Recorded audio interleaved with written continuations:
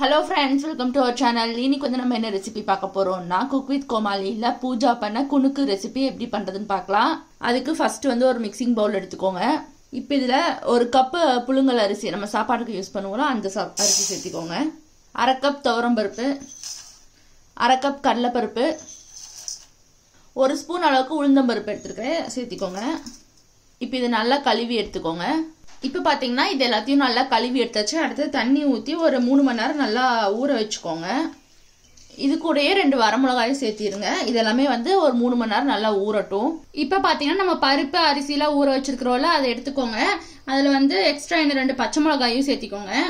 இதுக்கு தேவையான உப்பு, ஒரு 1/4 ஸ்பூன் அளவுக்கு பெருங்காயத்தூள் சேர்த்திக்கோங்க. இப்போ வந்து இது நல்லா பேஸ்டா அரைச்சு எடுத்துக்கோங்க. இப்போ பார்த்தீங்கன்னா நம்ம அந்த அரிசி பருப்பு இதெல்லாத்தையும் நல்லா அரைச்சி எடுத்தாச்சு. அடுத்து வந்து இதில் கொஞ்சமாக கருவேப்பிலை சேர்த்திக்கோங்க. நீங்கள் கட் பண்ணி சேர்த்ததுனால சேர்த்திக்கோங்க, இல்லை அப்படியே சேர்த்ததுனால சேர்த்திக்கோங்க. அடுத்தது கொஞ்சமாக துருவன தேங்காய் சேர்த்திக்கோங்க.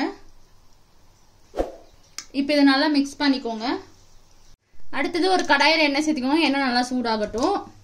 இப்போ பார்த்தீங்கன்னா எண்ணெய் நல்லா சூடாயிடுச்சு. அடுத்து நம்ம பொரிச்சு எடுத்துடலாம். சும்மா இந்த மாதிரி ரேண்டமாக கொஞ்சமாக எடுத்து போட்டுக்கோங்க.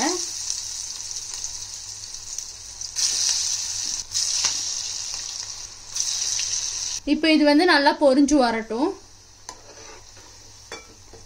அடுப்பு வந்து ரொம்ப ஹைல வச்சுக்காதீங்க, அப்புறம் வந்து வெளியெல்லாம் கறியிடு, உள்ள வந்து சரியா வேகாம போயிடும்.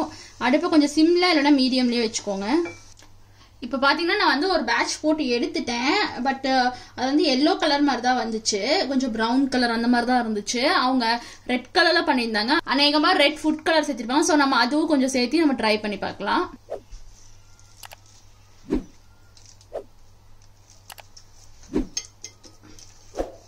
இப்போ பார்த்தீங்கன்னா நல்லா வந்து கொஞ்சம் ரெட் கலர் லைட் கலரில் வந்துருக்குது.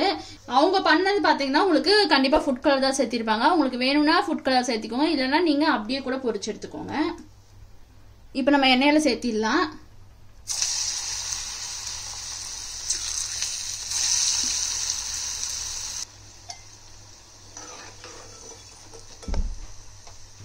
இப்போ பாத்தீங்கன்னா இது வந்து நல்லா பொரிஞ்சிருச்சு. அவ்வளவுதான். குக் வித் கோமாளியில பூஜா பண்ண குனுக்கு ரெசிபி சூப்பரா ரெடி ஆயிடுச்சு. நீங்களும் இந்த வீடியோ ட்ரை பண்ணி பாருங்க. ட்ரை பண்ணி பார்த்துட்டு எப்படி இருந்துச்சுன்னு சொல்லுங்க. நம்ம மறுபடியும் அடுத்த வீடியோல பார்க்கலாம்.